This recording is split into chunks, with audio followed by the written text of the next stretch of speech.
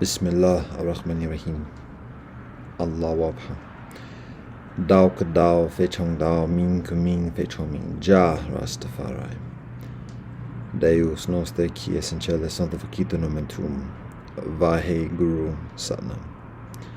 Baruch atah Elohim, Eloheinu melech haolam. Amen. Kyrie eleison. Siva mastu savedikatehi. Sabe sata bhavantu sukhitata. Fagabia. Akwaba upendo na amani. Fikiri ina salami. Chinta dam paramian. Liobovimir. Umajeka. Ubuntu. Shabono. Fikithka.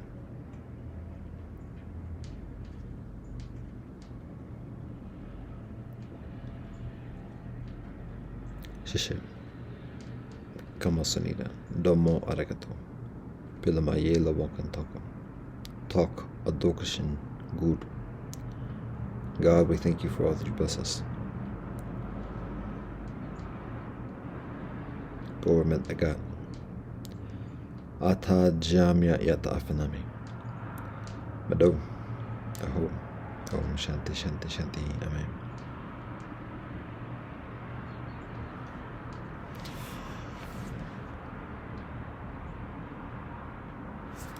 Namaste, Assalamu alaikum, Shalom, Mir, Pranam, Satnam, Jai Janindra.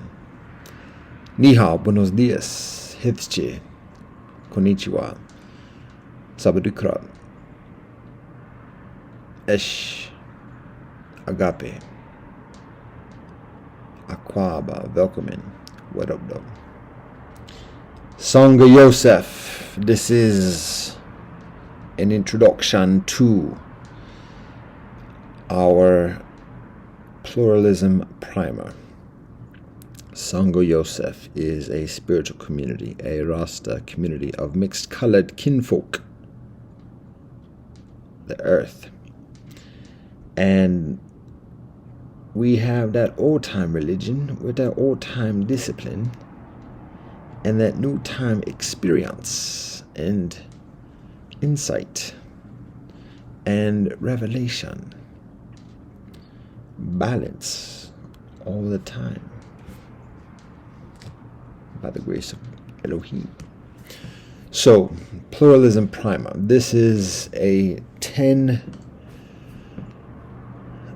are 10 numbers, DS numbers. It's 10 chapters even of understanding the earth, understanding world civilization. So what I'm going to share here is those 10 numbers. And those 10 numbers. Speaking español maintenant. Share those 10 numbers. Off rip, just there it is. Then I share what those numbers are, like what they signify. Then I'm going to share a wee bit of ditty. So, the numbers are 34, 18, 12, 5, 16, 10, 6, 40, 16, 8. Those are the 10 numbers. So, that's it. There it is. Problem solved. Hurrah. Hurrah. Now, further decoding. 34, 34 rivers of earth. 18, 18 writing systems of earth. 12, 12 calendars of earth. 5, 5 areas of civilization of the earth. 16, 16 clans of the earth. Yes. 10 holy teachers of the earth. 6. 6 scriptural groupings of the earth. 40 holy texts of the earth.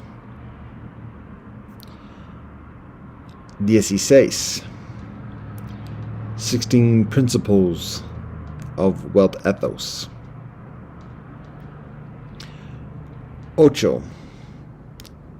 8 colors of the earth.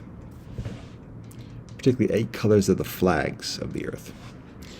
So my hands are usually dry.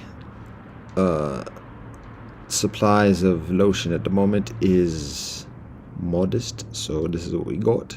And then the scrapping demarcations, working on some 2x4s and some old screws within the past day. So that's what that is.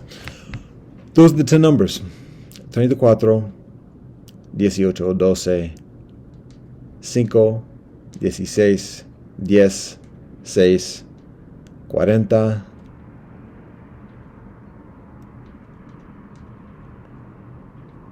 16, 8.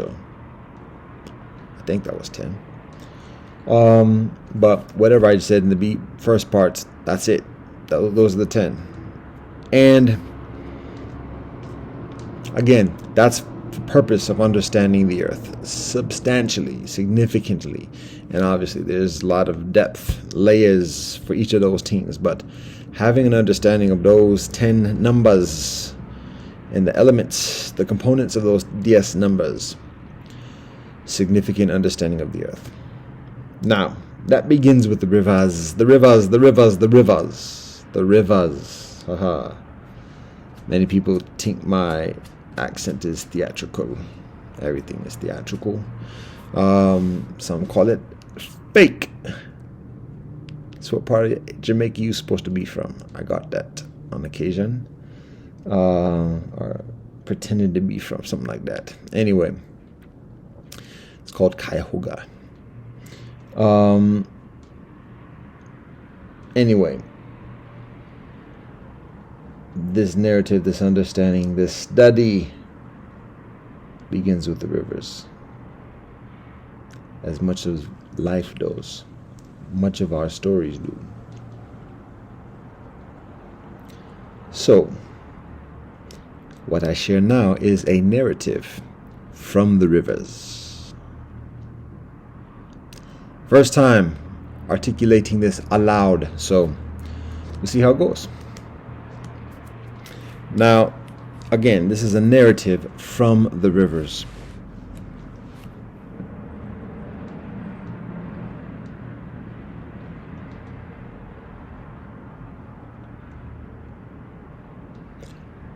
And actually, even before I get into this narrative, I'm going to recite the 34th, the 34, just to give some text to conjure up that essence, the energy, that spirit.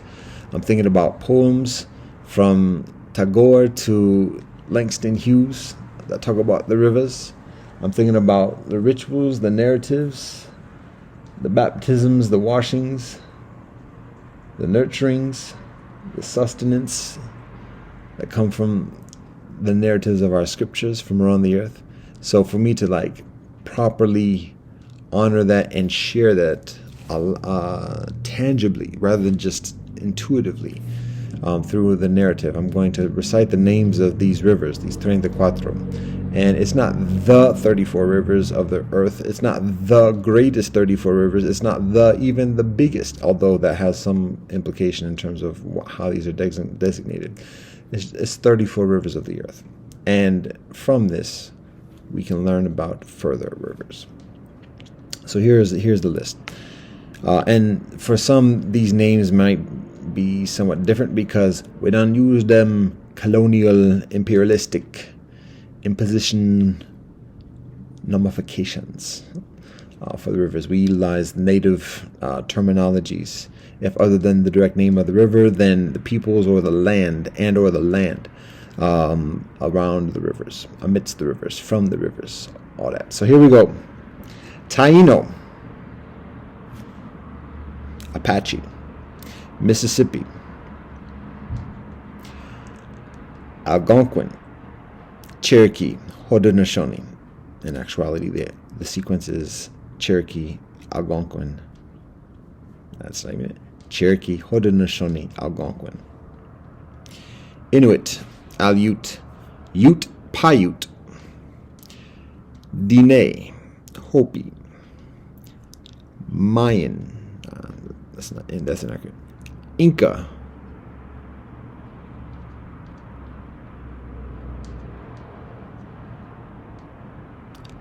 Guarani,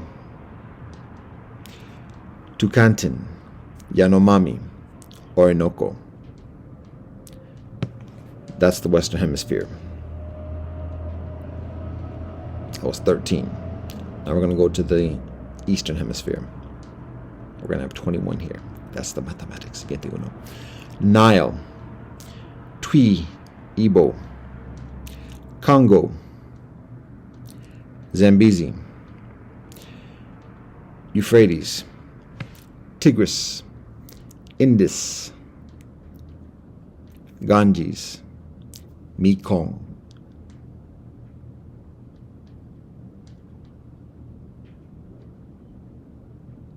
Yangtze, Huang, Amur, Lena, Yenisei, Ob, Rhine, Danube, Volga, Amudarya, Sirdarya, Jordan. Those are the 34 rivers. So, for those who observe, that basic sequence is circumnavigating the continents. That's the sequence of the rivers, the recitation of the rivers there. And then the concluding portion is the still circumnavigating the continent, the combined continent of Eurasia, Africa, and then going within the interior of the Mediterranean all the way through the Jordan, which is like the Amudarya and the Sirdarya, is inlet or inland bound. So those are the rivers. Now, that's study right there. That's not just a class, a course, a major, a school, a career. That's civilization, that knowledge right there. When we go into the depths of it, because that's where it comes from. So, anyways, holy rivers, sacred rivers, formidable rivers, running rivers at this moment. So, alhamdulillah, Baruch Hashem, hallelujah, thank God. Jayom. That said, here we go into the narrative from the rivers. And this narrative is actually can be recognized as a scientific deduction, scientific observation, perhaps, actually. And I don't promote myself as a scientist. I'm actually rather critical about science. Love and peace to all scientists. But I just see a lot of atrocities that are committed by science, just like there are a lot of atrocities that are committed from religion. But it seems as though less people are talking about science as a causal factor of these atrocities, from the atom bomb through the things that are happening in the past century to today. So anyways, all that being said, I do respect science. I recognize the tremendous benefits that are gleaned from science, particularly the scientific method, and recognizing that science, unlike religion, doesn't have a specific agenda against any peoples. But at the same time, science doesn't have any guidance about how to utilize science, and that's wherein much of the problem exists. So, all that being said, utilizing the scientific method what my understanding thereof at the moment, is basically, I'm just saying, observation, of studying. I study the scriptures. I study the narrations of creation from many different traditions, because that's evidence. That's evidence. And then observing it. We can talk about quantifying and quantifying it, but it's a different type of measurement to be able to quantify those narratives and what's being communicated. So what I'm going to do here is just, again, share a basic, just logical, say, inference, deduction, induction. That's not induction, but deduction. But it's very logical, but it's gleaned from teachings and insight and ancient, sacred, esoteric wisdom from the different traditions. So that's the nature of this, and it's actually what we is with that Sangha Yosef. So, anyways,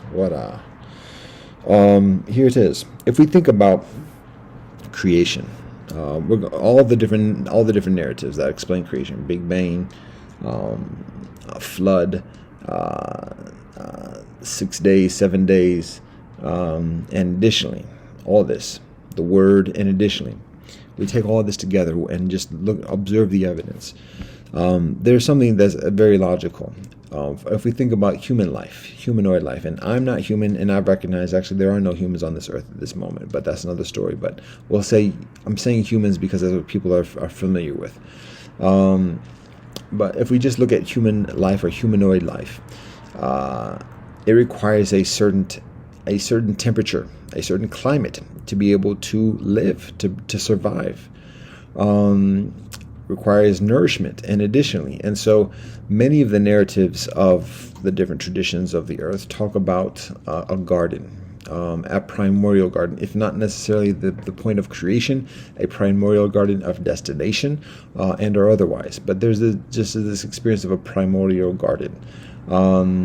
And in this garden, there being abundance of produce, and additionally comfort, peace, tranquility. So in that respect, there's a consideration of life on Earth, particularly human life on Earth, originating in a climate that is tantamount to a primordial garden, where the climate is temperate, that it's hospitable. There's produce that's growing, that's continually available. And additionally, and so if we recognize that and we consider where that may be on this earth, where the temperature is continually hospitable towards humanoid life, where produce is continually available for humanoid life, there's actually very few places generally where that exists year round. And those places are generally around the equator. And if we look at just the continents, the large areas, it's Africa, and it is the southwest rainforest of the Western Hemisphere. We can look at a lot of islands through the Pacifics, and additionally, but the primary land masses, the land areas where those conditions exist today that we know of, are in those two specific locations, primarily. So then, if we recognize, or if we're working on this presumption of garden as a point of origin of human life, or even if other than the absolute point of origin, if that's too difficult for some people who are very specific and Berniakish, then we can consider it as I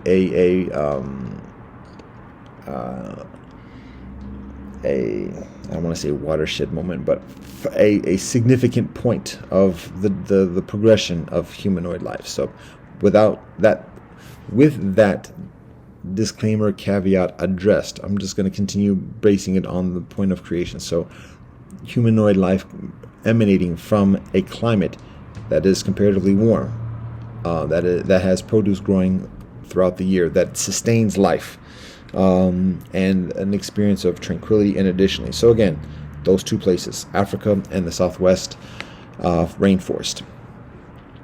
So obviously people live in other places for thousands of years. So how does that happen? Many people talk about migration. and particularly from the Eastern Hemisphere to the Western Hemisphere through the Bering Strait. And additionally, without affirming that, without negating that, I just throw that into the pot as in terms of one of the explanations. So that's getting ahead of ourselves, though. So let's just go back into that experience of the primordial garden. Peace, tranquility, comfort. No need of clothing, no need of shelter. Basics, basic primal living, the primal garden experience. So we know, obviously, people, again, like I said just a moment ago, and if we look at the narratives of creation, there's a lot of repetition as well. So let's have some patience. Yeah, thank you. Obviously, there's migration. People move. So, and there we can perceive there being numerous reasons why people leave. Maybe it gets a little bit contentious. Maybe there's competition. Maybe there's feuds, rivalries, vengeance, and additionally, maybe there's just a curiosity. Maybe there's just like a calling or whatever else it is. At some point, based upon this presumption of the primal garden in humanoid life originating from this point, eventually people move. People migrate from that. And some people stay. Some people stay in these locations, and whatever the reasons that precipitate some to leave, some continue to stay, presumably.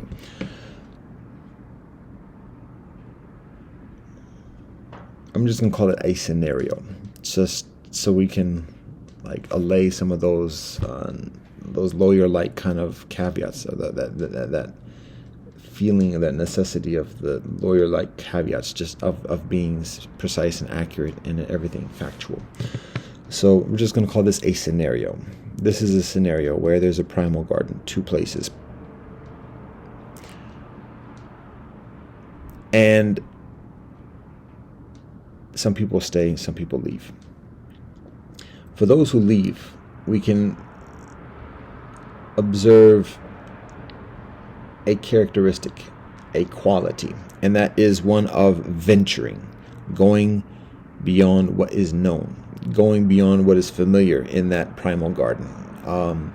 And some may go, if we're looking at the equator, some may go further south where it's cooler. But when we look at the map, we can see that there's only so much land in that capacity. And then there's the other direction. Well, actually, there are a number of directions depending upon the equator, but the rivers provide us guidance. So follow the rivers. And that's very natural. It's very natural to do. Follow the rivers. Where is that water going? Okay, let's see. So it's downhill. It's easy. It's easier climb. And additionally, so this is the scenario. Our ancestors follow the rivers. And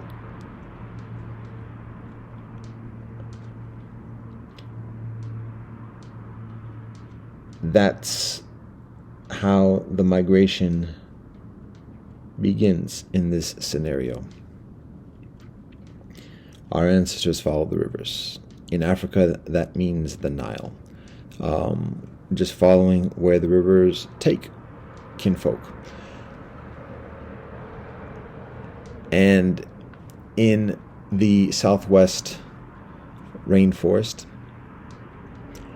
of the Yanomami, that includes the Tocantins and the Yanomami and the Orinoco rivers. The Nile River proceeds nearly due north towards the Mediterranean Sea. The Tocantins, Yanomami rivers proceed nearly due east towards the South Atlantic Sea, what is known as the South Atlantic Sea, and the Orinoco somewhat northeast towards the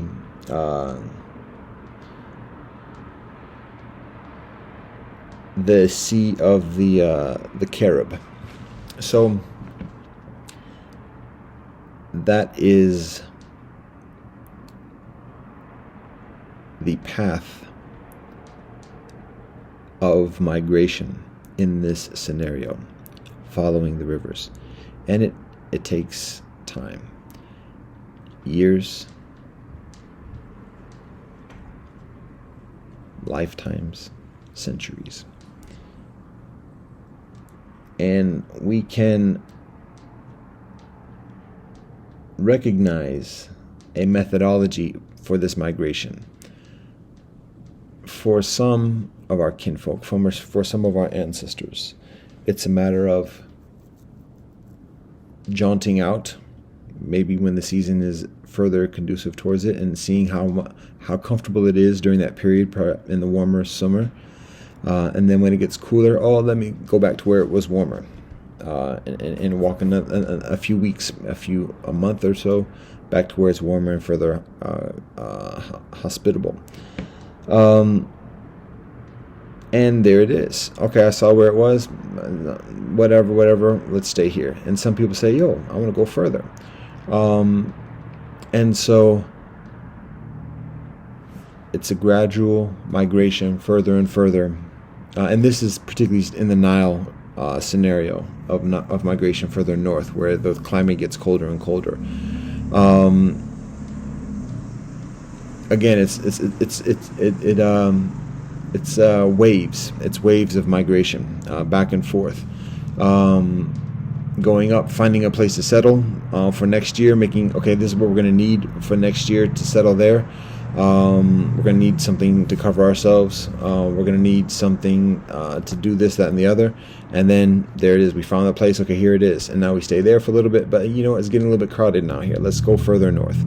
And then further and further and further.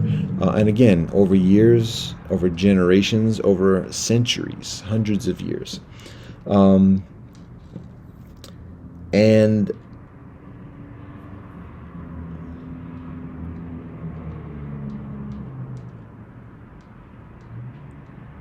that's in the migration for the Nile going north. Now, in the migration of let's just say the Yanomami River that proceeds eastward towards the South Atlantic, it's a comparatively shorter migration in terms of length. The Yanomami rivers are huge, but in terms of length, it's not as long as the Nile. And the temperature is very similar, presumably. I have yet to walk the land myself in this lifetime that I know of. However, when we recognize that it runs, is that longitude with the equator, parallel with the equator, the climate doesn't change that much, so there's not much of a difference. All the way there's dryness that here and there, and additionally, but it eventually hits the sea, and it's either go north where it gets cooler, or go south where it eventually gets cooler as well. But and returns back into the forest, or continues north towards the Sea of the Carib, and eventually the peninsula. So that's the western part of the scenario. In the eastern part of the scenario, on the Nile, there are a lot of choices of where to go from there.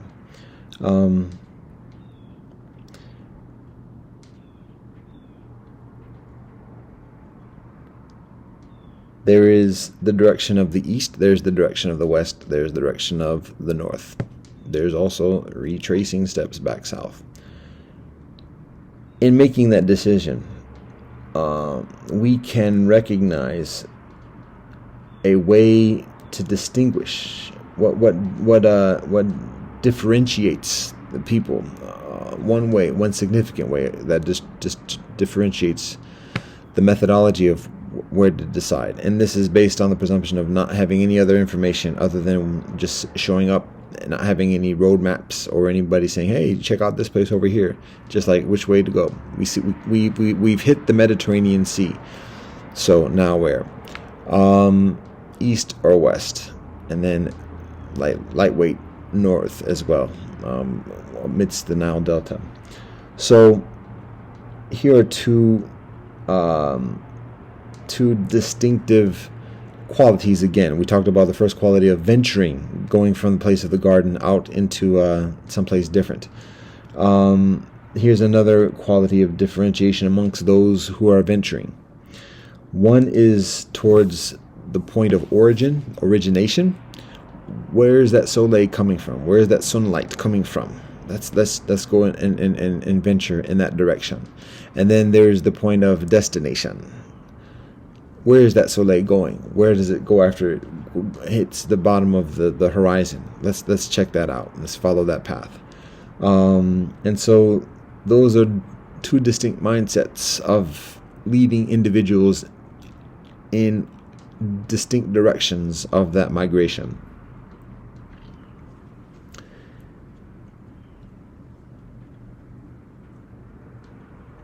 Those are what may be considered the primary directions coming from the Nile River, that migration. As I mentioned, there is the northern direction, and that might be what kind of mindset precipitates that decision. One might consider it as simply a continuation of the already established northern migration. Things are quieter, and so continue in that direction. It's colder and quieter. So there it is. And again, like I said, with the migration from in the southwest rainforest, there seems to be little distinction one or the other, because what precipitates the migration is something different than what precipitates the migration in the Nile in this scenario. And so the decision of going north or south upon hitting the Atlantic Ocean, the South Atlantic Ocean, is less of the same binary, and that's speaking from personal bias and what's shared with me. So and there's the space is increasingly modest compared to the expanse of the Nile and the exploration, and additionally. So but we continue with that further in a moment. So in migrating along the Nile, getting to the Mediterranean, there's that decision of east, west, or north. And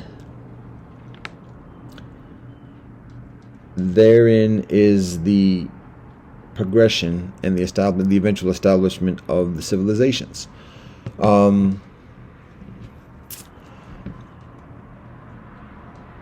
And I'll get further into that, God willing, in a moment.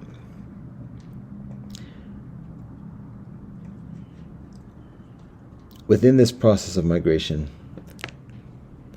I'm already considering doing a re-recording of this, because this is it should be concluded by this point in terms of duration, and it's not the most succinct, and it's beneficial for this to be succinct just so that it's optimally coherent in transmission and in sharing it, so that people can understand this better. But now I'm going to continue with this one just so it's done for the record and for experience.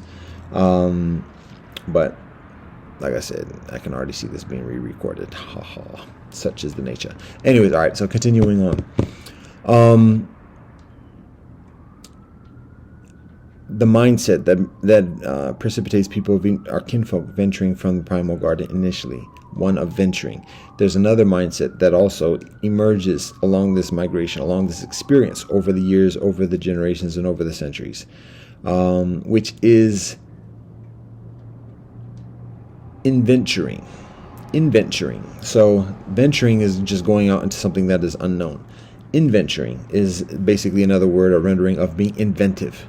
And so that plays an increasingly significant influence within the migration, because an example of this is boats. Initially, it's just walking along the river, dealing with everything else like that. And then all of a sudden, people have been trekking along the river for 3, 5, 7, 10 years and making headway a few kilometers, maybe a few hundred kilometers even. And then all of a sudden, here comes the person they left from the village hundreds of kilometers away, maybe even just 3 years ago, and here they come just floating on a boat. How about that? Quicker. And wagon wheels, and additionally. So that influences, again, the migrations, where before it was waves of going back and forth kind of checking out season by season what the conditions are and making preparations. Now it's overlapping waves, where some people might be just continuing the old school style. Some people might find that new thing where they got horses now and wagons, and that's a little bit of a jump, putting the wagon before whatever. But anyways, it doesn't influence the migration and the contentions, the competitions, and additionally, but it's overlapping migrations at this point, through the advent, particularly of the inventions, the inventoring, and so, amidst the arrival upon the Nile Delta, the Mediterranean Sea, and determining whether to go east, west, or north.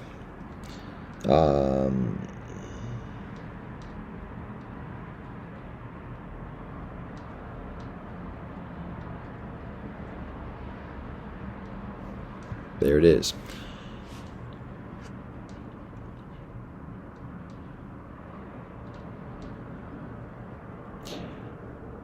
In continuing west, our ancestors encounter additional rivers, Euphrates, Tigris, all the way up to the Himalaya. And the Himalaya provides a significant impediment towards pedestrian migration. And so our ancestors have the option of either staying, which Persia, Mesopotamia, there it is, or circumnavigating, finding ways around the Himalayas. And then we have the Indus Valley civilization all the way up through Southeast Asia, the Khmer civilization, and China, Manchuria, or all the way around the northern route, through the around the Aral Sea, and the northern part of Himalayas, through Mongolia, all the way through Manchuria, and then all the way further north, Siberia, to the Bering Strait, towards the to the western hemisphere. So, and then settling in all the places in between where there's space that is found. Face that is sound, space that is found. It will actually be spound that is face, whatever. So that's that trajectory. Then in the western option, particularly coming from the Nile, there's the whole settlement of the southern Mediterranean, from Carthage all the way to Mali and further. And obviously there's migration from the southern part to Mali precedingly, but there's that kind of circular experience through that part of the continent of Africa, and then the migration northwards continues through Philistia, Israel, and then Greece, Roma, Andalusia, and the Alps provide a significant impediment, obviously, again, towards pedestrian migration, but pathways are found, circumnavigation, and eventually Northern Europe settlements as well, and through the whole portion of Northern Eurasia as well, known today as Russia. So that is a scenario. And we can observe the emergence of the civilizations that are established within this sequence and within these migrations, because we can observe in this scenario, at that juncture of the Nile Valley, coming from a migration along the Nile River, to that point where Africa meets Asia and essentially Europe as well. There's a bottleneck, and that bottleneck signifies a lot of crossroads that eventually are established, because again, in these migrations, it's back and forth. Some people continue going, some people come back, some people settle, and then people continue going back and forth because there's trade. And additionally, so there's a bottleneck that exists in that migration, in that exact place, known today around the Suez. So we can observe the civilizations that emerge there from, like I said, from Mali, Carthage, the Nile Valley civilization, Arabia, Philistia, Israel, Mesopotamia, Persia, Babylon, Sumeria, not all in chronological order. And then again, ancient Greece, Rome, and then the Iberian Peninsula, and further. So that's just some of it. So, but there's that bottleneck that becomes significantly influential in the consequential development of the civilizations, even in the near proximity. And then we see similarly the Indus Valley civilization and the civilizations of Eastern Asia, China, and additionally. So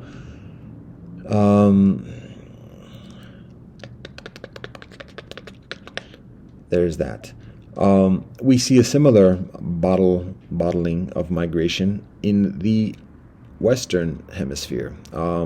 So I mentioned again, following the path of the rivers towards the Southern Atlantic, going due. I might have said, yeah, it is east, going due east nearly, and then hitting the coast, and then saying, okay, where do we go from here? So either going back, staying, or going north or south. And going north or south, going south goes towards the area that is the Guarani, otherwise known today as Brazil, and settling in the forest at some point in that vicinity, and continuing further south for some, and then in the going north direction, it circumnavigates all the way back across the rivers back to the peninsula, what is today known as Panama. But in that peninsula that connects the two large land masses of the north continent and the southern continent of the Western Hemisphere, there's another bottleneck. There's a bottleneck of migration. So, and in that bottleneck, what we can observe again is the emergence of civilizations, the crossroads, where people continue to interact,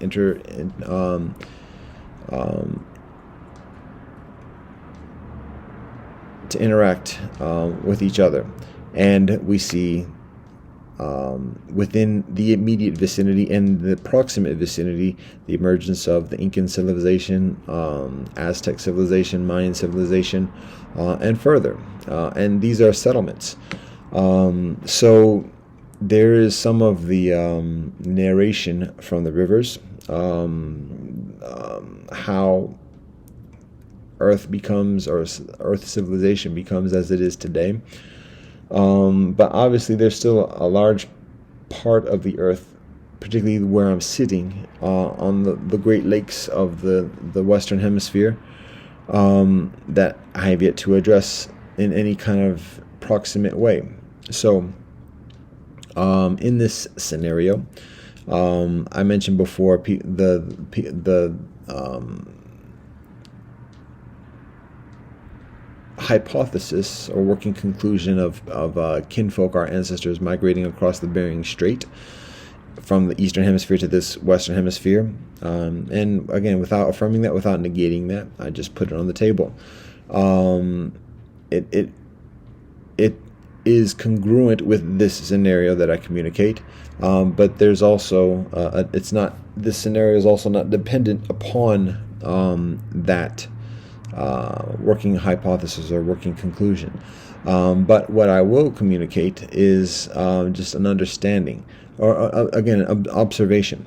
So we talk about civilizations, all the ones that I mentioned. Basically, one of the signifying factors of these civilizations is stationary domiciles, large areas of settlements where people build housing and infrastructure, and live accordingly. And within this continent of the northern part of the Western Hemisphere, the Northwest continent, there is much less of a history of that type of residential experience.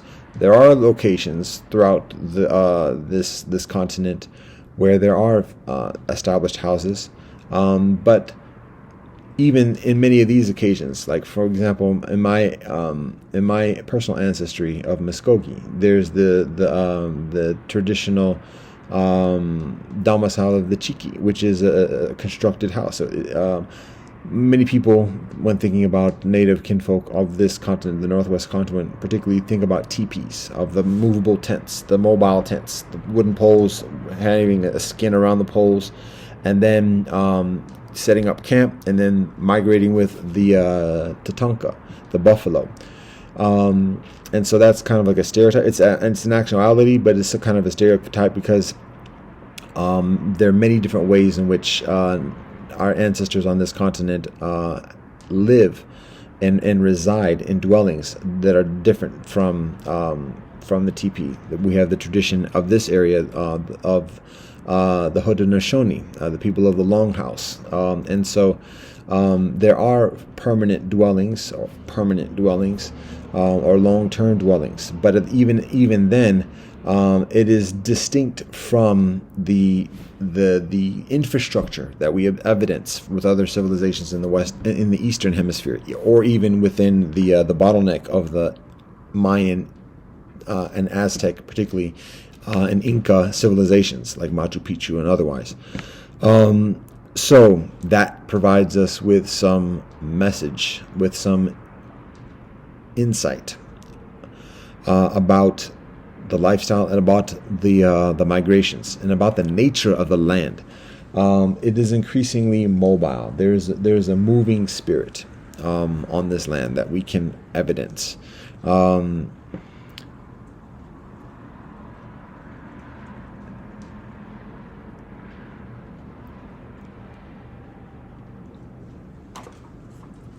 When we look at it in comparison to the Eastern Hemisphere and Eastern civilizations, there's civilization within this Northwest continent. Don't get it twisted. There's very significant, profound, holy, sacred civilization on this Northwestern quadrant. Civilization does not need high stacked buildings or paved roads or aqueducts in order for it to assert itself or to explain or show itself. Civilization exists within the order, and that can be found easily within the compacts and the traditions that exist through this day within native culture here on this continent. So let's be mindful of that as well. Preachy. Anyways, so on this Northwest quad, on this Northwest continent, there is migration, but it's a continuing migration. There's a spirit that guides kinfolk in such a way. It can be readily evidenced even amidst these civilizational buildings I am looking at this moment, but that's another story. So when it comes to observing the migrations on this Northwest quad, like I said, in the plains, which is, well, here's the big thing about it. The land on this continent is very walkable. It's very walkable. I mentioned before the Alps being a significant impediment towards migration further north towards the northern Europe. I mentioned the Himalayas being an obstacle, an impediment towards further migration towards China, Manchuria, and additionally, there are the mountains towards the western portion of this continent, but there's that. But for the most part, by and large, this continent is very walkable. The kinfolk of the United States are very familiar with that because that's how much of the middle part of this continent is colonized through walking. So, and it's very accessible. Walking plains, following the rivers. It's not very difficult. Children do it. Crying children and women do it. So, That's one thing to consider about this continent: a vast amount of walkable land. And that may be considered distinct amidst the Ethiopian steppes amidst the Nile, and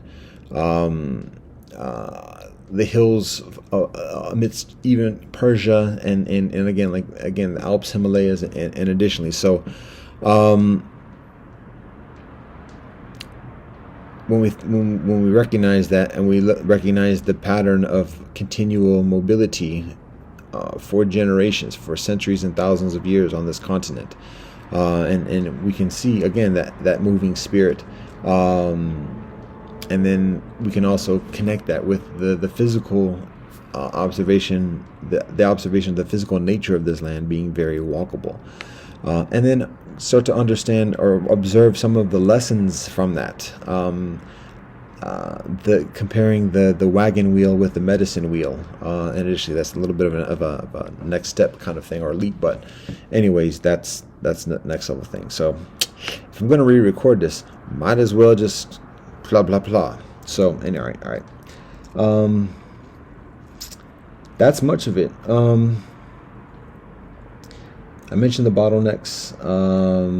I mentioned this hemisphere,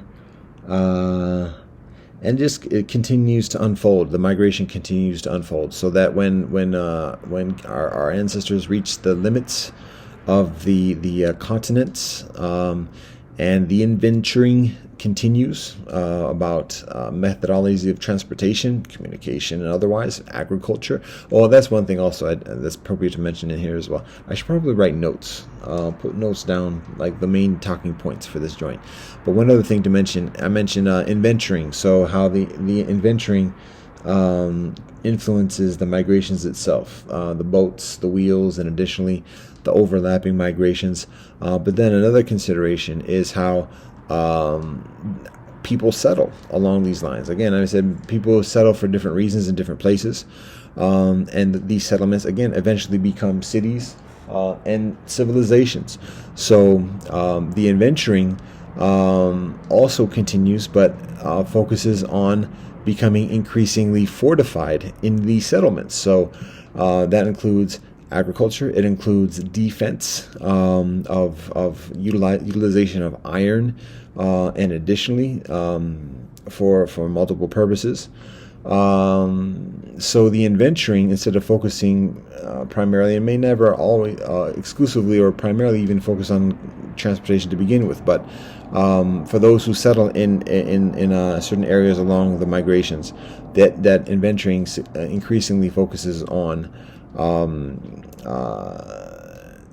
optimizing the lifestyle, the livelihood, the viability within these settlements. So that is another consideration within this scenario, within this narrative that the rivers share. And I'm trying to think if there's anything else other than observing interesting scenarios occurring outside of the window at the moment.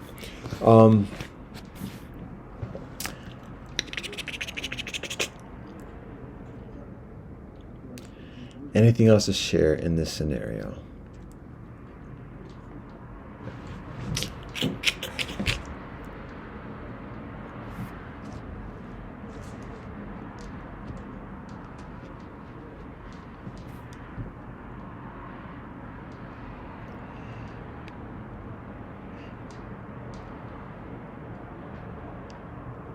That's much of it. I am going to make a note about what I'm observing.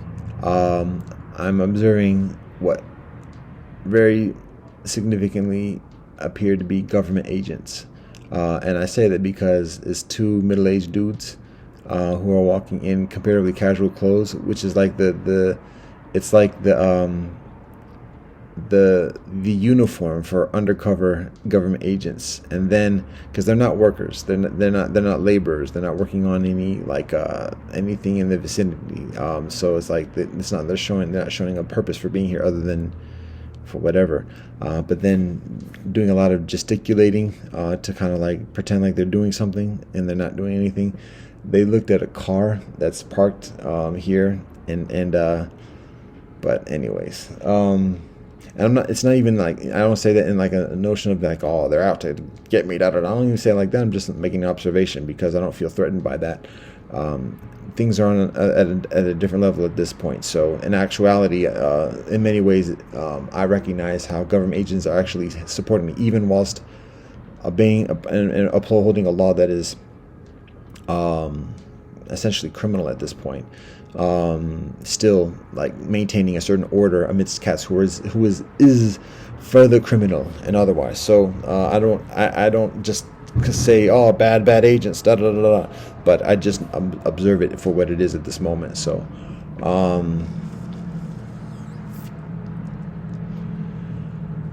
right. And also, I know I'm on the computer. I'm off the computer significantly for the past few months, and I continue to do so. I'm not online. I'm off grid still in that respect, but I do know that just having this computer on is accessible for those who have that technology.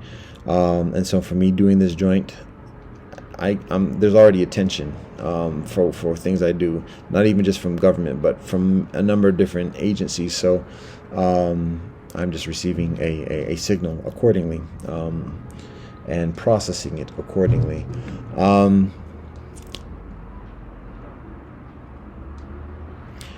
I'm just, again, trying to think if there's anything else. Whilst the rice is continuing to cook, the rice has been cooking for an hour. So I've got to be mindful of that. And this is supposed to begin with a certain amount of like austerity.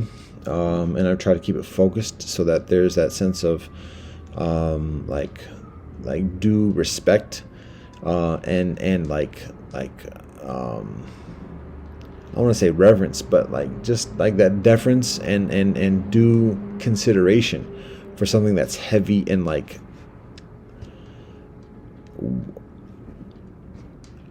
amazing, revelatory. When I get into this sing-songy conversational type joint, it kind of lessens that type of mystique. There's certain intentionality. I don't do it necessarily. I'm just being natural, but there's certain intentionality for me doing. How do I say that? There's certain reason for me being comfortable because that's how I relate things. That's how I endeavor to relate things. And part of being comfortable is also just communicating my experience at the moment. And so that's why I include that anecdote into this description of a narrative, of a scenario. And then I already gave the disclaimer of recording this anyways, God willing. So I guess that's it. Writing notes and then endeavoring to do it again. Endeavoring, is that one of the characteristics? Is it venturing, inventuring, endeavoring? How about that? That could be for discussion. Actually, I gotta go. Yeah, I got things to do today. So, I'm just trying to think if there's anything else to include in this description. Oh, I'm supposed to say like how this all comes together, how this guides us.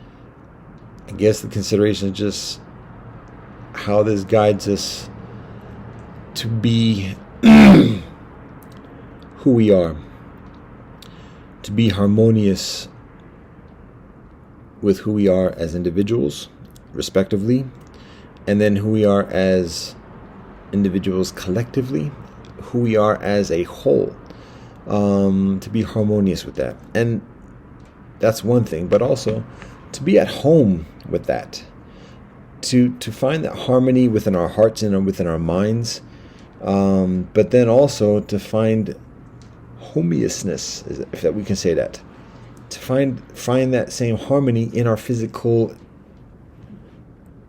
dwellings, in our physical residence, in our physical locales, whether we call that village or otherwise.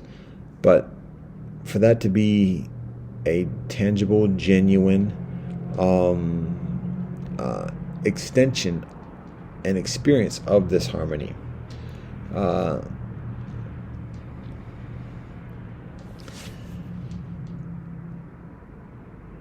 for us to find that, to find the intangible esoteric harmony, and to find the tangible physical harmony, we have to have some understanding of our migrations, of how we got here, what brings us to this point, and where is this taking us, and not only for ourselves individually, respectively, but also where the people that we interact with. We might be in a city that has people. We may live in a city, and in that city, it's the same location. We are in the same city, respectively. But in that city, there may be hundreds, there may be thousands, there may be millions of people who are coming from different directions and going in different directions. Some of those people the direction may be exactly the same, staying in that city where they've been for thousands of years. For some people, it might be in the next 1,000 minutes being in another continent. And all that affects each other. All that plays a significant influence in how we interact with each other, the policies that govern us. And additionally, beyond all the politicking and gesturing or whatever else, it's beneficial to have some recognition of a primordial experience, a primal experience, a primal origin from which we are all derived. That notion of life that is nourished without much of anything needed. And how that experience, that guidance, informs us at this moment and leads us at this moment. That peace, that sense of stability, that sense of comfort that we might be looking for in many things that aren't necessarily the most healthy.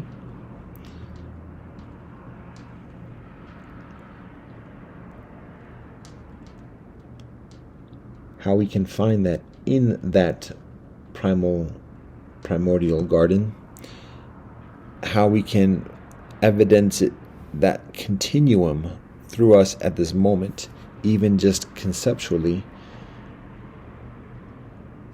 how we can trace the migration from the temporal origins of that primordial garden through to where we are at this moment. And in that tracing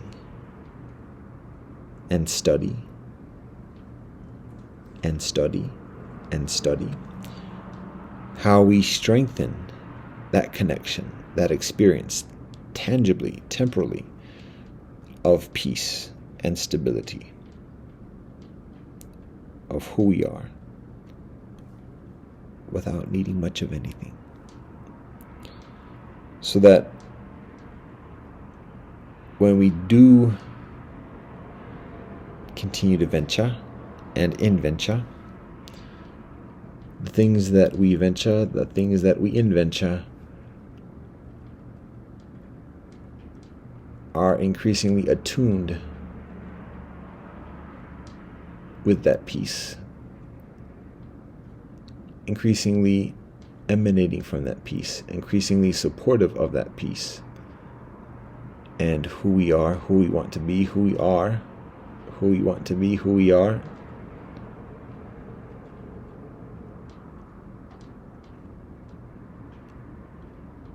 together. So that's one rendering of a scenario from the narrative provided by Rivers.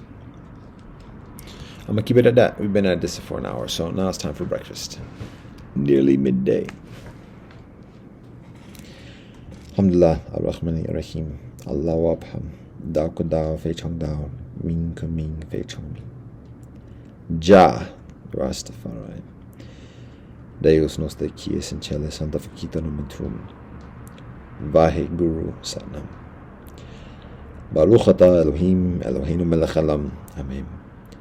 Kyrie eleison, Sevamastu Savajekatehi, Sabe Sata Bhavantu Sukhitata. Fakabia. Akwaba Upendo na Amani, Fakiri in the Salami, Chinda Dam Paraman, Liba of Me, Woman Jacob, Umbunta Shabala Fakitka.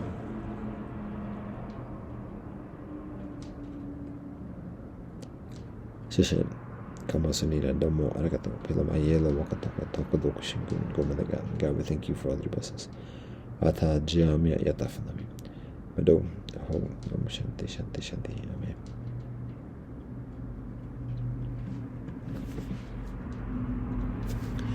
Namaste, Assalamu alaikum, Shalom, Mir, Satnam, Jai Janendra. Lajen, adios, Chaklis. Sayonara, Metta Samadhi, Eshwasol Agape Irini, Esempen Asmuje, Kelo Wilfred. One love and peace, happiness, liberation.